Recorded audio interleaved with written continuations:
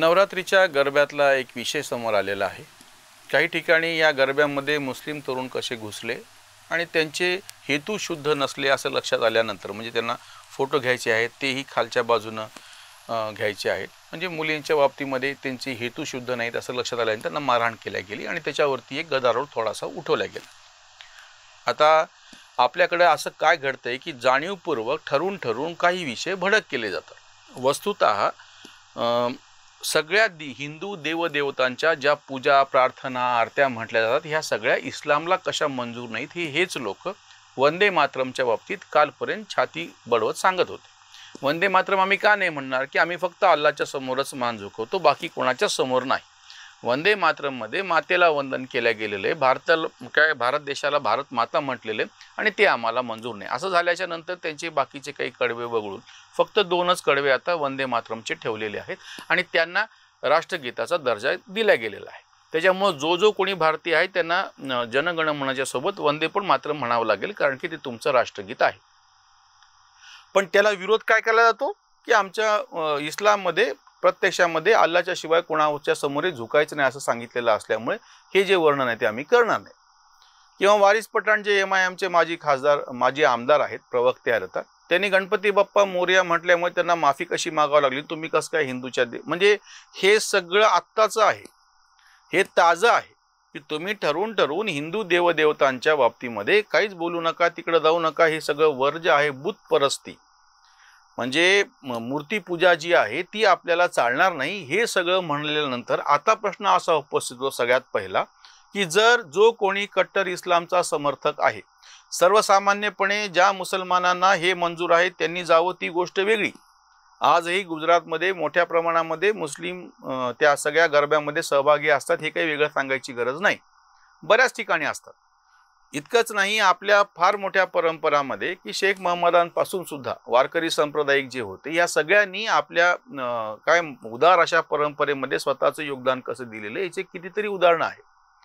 म्हणजे जन्मानं हिंदू पण प्रत्यक्ष सुफी संप्रदाय स्वीकारलेले चांद बोधले असोत, किंवा शेख महम्मद जन्मानं मुसलमान पण त्यांनी पूर्णपणे वारकरी संप्रदायाचा स्वीकार कसा केला, किंवा शहागडला शहामुनीचा दर्गा आहे इथे जालना आणि औरंगाबादच्या सीमेवरती की त्या ठिकाणी त्यांचं असं वैशिष्ट्य की ते महानुभाव आहेत। हे जे शहामुनी आहेत ते महानुभाव आहेत। महानुभावातला सिद्धांत बोध नावाचा एक ग्रंथ त्यांनी लिहिला ज्याचं चातुर्मासामध्ये पठण केलं जातं। ते मूळ जन्मानं मुसलमान, त्यांनी स्वीकारला महानुभाव संप्रदाय। अजूनही त्यांच्या घराण्यातले जे मुसलमान त्यांचे वंशज आहेत म्हणजे त्यांना मानणारे सगळे, ते सगळे आजही शाकाहारी कसे आहेत, ते गुरु कसं करतात, असंख्य गोष्टी म्हणजे हे सगळं चालू आहे। मुद्दा अडचण कुठे येते की आता जेव्हा तुम्हाला हे मंजूर नाही, ज्या कोणाला गरब्यामध्ये जायचं आहे तो त्या देवीच्या पाया पडेल, कपाळावरती कुंकू लावून घेईल, अर्थात कांटेला जायचंय म्हणून, तर त्याची तिच्यावर श्रद्धा आहे, त्याला कोणी काही म्हणणार नाही। यापूर्वी सुद्धा मुस्लिम सहभागी होत आलेले होतेच। अडचण अशी निर्माण झाली, ही त्यांना मार बसल्याच्या नंतर त्यांची बाजू घेणारे की तुम्ही परवानगी कशी देत, अरे जेव्हा की तुम्ही स्वतः त्या सर्व सामायिक दर्ग्यावरती बेंगलोरच्या गणपती बसवायला पण परवानगी देत नाही, जेव्हा की तो वक्फ बोर्डच्या मालकीचा नाही जागा ती, इतकं तुमचं कट्टरपंथी गेलेलं आहे। आणि आता ज्यांचे हेतू वाईट आहेत असे काही तरुण जेव्हा त्या गरब्यामध्ये घुसतात आणि त्यांना मारहाण झाली तर सगळे ओरडतात। म्हणजे हा काय नेमका दुटप्पीपणा आहे।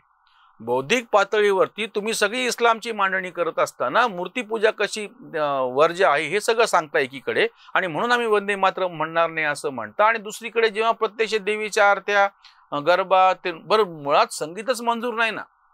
सुफी संप्रदाय कट्टर इस्लाम पासून वेगळा कुठे पडतो की जो शंकराचार्यांनी मांडलेली अद्वैत संकल्पना त्याला मंजूर आहे। आपण भक्तीच्या मार्गाने अल्लापर्यंत पोहोचू शकतो, प्रत्यक्षामध्ये इस्लामला अल्लापर्यंत कोणीच पोहोचू शकणार नाही हे मंजूर आहे, किंवा ही मांडणी आहे। अल्लाह आहे, सर्वतोपरी आहे, सर्व महान आहे, सर्व शक्तिमान आहे, आणि आपण सर्वसामान्य असे लोक आहोत, आपण अल्लाह कधीच बनू शकत नाही। आणि अल्लाहचा दूत, शेवटचा दूत म्हणजे माननीय मोहम्मद पैगंबर। आता ही सगळी इस्लामची मांडणी, याच्या नेमकं उलट शंकराचार्यांच्या अद्वैतामध्ये शिवोहम शिवोहम, मीच शिव आहे, माझ्यामध्येच सगळं सामावलेलं आहे असं जे सांगितलेलं आहे त्याचा स्वीकार सुफी संप्रदायाने केला। सुफी शंकराचार्यांच्या अद्वैत मानतात, सुफी भक्ती परंपरा मानतात, संगीत मानतात, त्याच्यामुळे मोठ्या प्रमाणातलं जे लिखाण आलेलं आहे, त्याच्यामुळे सुफी भजनं जे सगळे आलेली आहेत, या सगळ्या गोष्टी तथाकथित कट्टर इस्लामचे जे पुरस्कर्ते आहेत ते अमान्य करतात. आम्ही यापुढे पण वारंवार हा मुद्दा उपस्थित केलेला होता की दर्गा पूजक मुसलमान ही जी संकल्पना भारतामध्ये मोठ्या प्रमाणात आढळते ती कट्टरपंथी इस्लामला मंजूर नाही. वहाबी जी सगळी त्यांची कट्टरपंथी किंवा देवबंदी म्हणा, ह्या सगळ्यांना मुळात प्रतीकच मंजूर नाही. मी तत्वशः बोलतो. वैयक्तिक उदाहरण, ती मुलं गेली होती, त्या मुलांची काय चूक होती ते एक वेळ आपण बाजूला ठेवू. असं समजूयात आपण की मोठ्या प्रमाणात काही मुस्लिम तरुण सदहेतूने गरब्यामध्ये जायला तयार आहेत आणि हिंदू पण त्यांना समाविष्ट करून घ्यायला तयार आहेत. असं बऱ्याच ठिकाणी घडलेलं आहे. जसं मी म्हणून उदाहरण शेख महम्मदाचं पार अगदी एकनाथांच्या काळातले दिलं होतं, कारण की ते एकनाथांचे गुरुबंधू, एकनाथांच्या गुरुचे म्हणजे जनार्दन स्वामीचे गुरुबंधू शेख महम्मद म्हणजे, ते आम्ही स्वीकारलं. आजही शेख महम्मदाच्या अभंगांचे सगळे उदाहरणं वारकरी संप्रदायाच्या कीर्तनामध्ये वापरले जातात. म्हणजे उदारमतवादाने तुम्ही हे जे काही चौकट स्वीकारणार असाल, ज्याला स्वीकारायची ती आम्हाला मंजूर आहे. अडचण हिंदूंची नाहीये याच्यामध्ये, अडचण तथाकथित कट्टरपंथी मुसलमानांची ही आहे की जर तुम्हाला तुमच्यामधल्या ज्या कोणाला उदारमतवादाने ह्या बाकीच्या गोष्टी स्वीकारायच्या, तुम्ही त्याला ते स्वीकारू देत नाहीत, तुम्ही त्याला बहिष्कृत करता, त्याच्यावरती काय वाटेल ते आरोप करता. प्रसंगी म्हणजे या सगळ्या हे जे दर्गे आहेत पाकिस्तानमध्ये, अशा दर्ग्यांवरती कट्टरपंथीयांनी हल्ले कसे केलेले आहेत, ज्या ठिकाणी संगीत शिकवलं जातं त्या ठिकाणी त्यांची वाद्य कशी फोडून टाकल्या गेलेली आहेत, या सगळ्या सुफींना त्रास कसा प्रत्यक्ष कट्टरपंथी इस्लामनीच दिलेला आहे. भरदे झोली मेरी या मोहम्मद म्हणणारा अमजद साबरीची हत्या कोणी केली? कट्टरपंथी इस्लामने केली. कुठे केली? कराचीमध्ये केली. कशामुळे केली? भरदे झोली या मेरी मोहम्मद. मोहम्मद म्हणणारा तू कोण? मागायचं असेल तर अल्लाहला मागायचं, मोहम्मद पैगंबराला पण मागायचं नाही. आणि ही तू कव्वाली म्हणू नको अशी धमकी दिली. अमजद साबरीने ते ऐकलं नाही म्हणून त्याची हत्या करण्यात आली. ही हत्या करणारे कोण होते? विल्यम डार्लिंपल हा जो पाश्चिमात्य पत्रकार गेले कित्येक वर्ष सातत्याने पाकिस्तान सारख्या कट्टरपंथी देशामध्ये हे त्याच्यातले जे सगळे सुफी आहेत, त्यांचे हे सगळे दर्गे आहेत, त्यांच्यावरती हल्ले कसे होतात, त्यांच्यावरती काय म्हणतील त्यांच्या हत्या कशा केल्या जातात आणि हा आवाज पूर्णपणे दडपला कसा जातो ह्याच्यावरती लिखाण करतोय. मी भारतातलं उदाहरण देत नाहीये, मी हिंदूंचं उदाहरण देत नाहीये. म्हणजे बरं, ही तक्रार पुन्हा प्रत्यक्ष हे जे सगळे सुफी मुसलमान आहेत त्यांनीच केलेली आहे. अमजद साबरीचं तुम्हाला मी उदाहरण सांगितलं.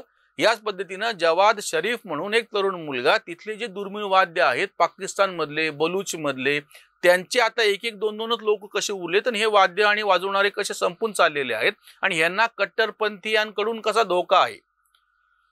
म्हणजे ही तक्रार ही बाकीच्यांनी केलेली नाहीये, ही तक्रार सगळ्यात पहिले मुसलमानांनी केलेली आहे. हे जे सगळे दर्गे आहेत, आपण त्याच्यातले जे वाद आहेत ते एक वेळ बाजूला ठेवू. जे विवादाच्या पलीकडचे आहेत, ज्या वास्तू स्वतंत्रपणे उभारल्या गेलेल्या आहेत, त्या वास्तुशास्त्राचं अतिशय उत्कृष्ट असं उदाहरण आहे. असे सगळे दर्गे हे त्या दर्ग्यांवरती कट्टरपंथी हल्ला करतायत, ही तक्रार आहे. तक्रार हिंदू मुसलमान आपण बाजूला ठेवूयात. ज्ञानवापी सारखा आम्ही वारंवार हा मुद्दा उपस्थित केलाय आणि आताही ह्या गरब्याच्या निमित्तानं हा मुद्दा समोर येतो आहे. ज्ञानवापी प्रकरणात तरी असलेल्या मंदिराची मस्जिद केलेली तुम्हाला सांगता येऊ शकतं.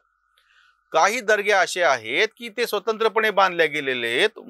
काय म्हणतात, इस्लामिक वास्तुशास्त्राचा उत्कृष्ट नमुना आहेत. त्याच्यानंतर आपली भारतीय शैली आणि त्याचा मिलाफ करून म्हणजे 8 दिशांचा वापर करणे, म्हणजे 8 कोणांचा वापर करणे, अशा काही सुंदर वास्तू, विशेषतः हा जो बहमनी ज्याला प्रदेश म्हणता येऊ शकेल, त्याच्यामध्ये मध्य महाराष्ट्र जवळपास पूर्ण येतो, मध्य भारतच येतो त्याच्यामध्ये. या सगळ्या ठिकाणी म्हणजे कर्नाटकाचा काही भाग, महाराष्ट्राचा काही भाग, मध्य प्रदेशचा काही भाग, या सगळ्याचा मिळून एक तो बहमनी प्रदेश होतो किंवा तेलंगणा आताचं नवीन झालेलं राज्य. या ठिकाणी ज्या वास्तू उभारल्या गेलेल्या आहेत, नवीन वास्तू ज्याच्या मूळ मंदिरांमधून त्यांच्यावर अतिक्रमण केलं किंवा पाडले किंवा त्यांचा ध्वंस केला ते वेगळं, अशा ज्या वास्तू आहेत त्या वास्तू ह्या कशा उत्कृष्ट वास्तुशास्त्राच्या नमुना आहेत, पण त्या इस्लामलाच मंजूर नाहीत. कारण की हे सगळे दर्गे आहेत, मकबरे आहेत, मजारी आहेत, या सगळ्याला इस्लाममध्ये मंजुरी नाही. त्याच्यामुळे ह्या जो प्रकरण आहे ह्याच्यामध्ये ते तर तरुणांचा दोष होता, त्यांना काय शिक्षा व्हायची ती होईल, कायद्याने सुद्धा होईल, अजून काही गोष्टी समोर येतील, ते भाग वेगळा. पण ज्या कोणा उदारमतवादी मुसलमानांना, दर्गा पूजक मुसलमानांना हिंदूंच्या परंपरा स्वीकारायच्या आहेत. हिंदूंच्या परंपरा त्यांच्याकडे पूर्वापार चालत आलेल्या आहेत. बहुतांश या ठिकाणचे मुसलमान हे मूळचे असलेले हिंदूच आहेत. हे ज्यांना मंजूर नाही त्यांची अडचण आहे, त्याच्यामधून हे संघर्ष समोर येतोय. हा पण त्याचा एक पैलू जो बाजूला ठेवला जातो तो आपण लक्षात घेतला पाहिजे. त्याच्यावरची ही उसंत वाणी. गरब्यात आम्हा उदळ उद्या रंग, कट्टरते अंग इतरत्र. वंदे मातरम नाही म्हणणार, खत्रे में येणार मजहब. गरब्याने म्हणे होत नाही काही, नाचे तरुणाई बेभानती. आमुच्या बायका ठेवतो झाकून, पाहू द्या वाकून तुमच्या त्या. गंगा जमनीही म्हणे संस्कृती, म्हणती संस्कृती प्रत्यक्ष विकृती एकतर्फी. हिंदू धर्म सण प्रथा परंपरा, वाहू द्या हा झरा खळखळ. कांत ढवळीतो कोण शांत पाणी, बेसुरही गाणी कोण गाई, बेसुरही गाणी कोण गाई. गंगा जमनी तहजीब परत परत म्हणत असताना ह्याचं हे उत्तर देत नाहीत की वेगवेगळ्या सुफी संतांचे दर्गे उरूज जिथं भरतात, चंदल निघतात, कव्वाल्या होतात, त्या ठिकाणी हिंदू कसे सहभागी आहेत हे मोठ्या प्रमाणात दाखवलं जातं. मग आता उलट ज्या ठिकाणी आता हे नवरात्र चालू आहेत, मग देवीच्या मंदिराला राष्ट्रीय एकात्मतेचं प्रतीक म्हणून मुसलमानांनी रांग लावली, असं का नाही घडत? तेव्हा तुम्ही काय सांगता की आमच्या ह्याला मूर्ती पूजा कशी मंजूर नाही. मग तसं असेल तर प्रत्यक्षमध्ये मात्र गरब्याच्या पुरतं खेळायला जायला आणि तरुणांची छेड करायला, विनयभंग करायला, विकृत हेतू ठेवायला तुम्हाला काय परवानगी दिलेली आहे काय? या विषयाकडे वेगळ्या पैलून सुद्धा पाहायला गेलं पाहिजे. आणि हा जसा तथाकथित हे जे आपल्याकडचे सगळे गंगा जमनी तहजीब म्हणून डिमडिम वाजवणारे त्यांनाच हा खरं तर प्रश्न आहे की तुम्ही उत्तर द्या की ह्याला गंगा जमनी तहजीब म्हणतात का? इथेच थांबूयात.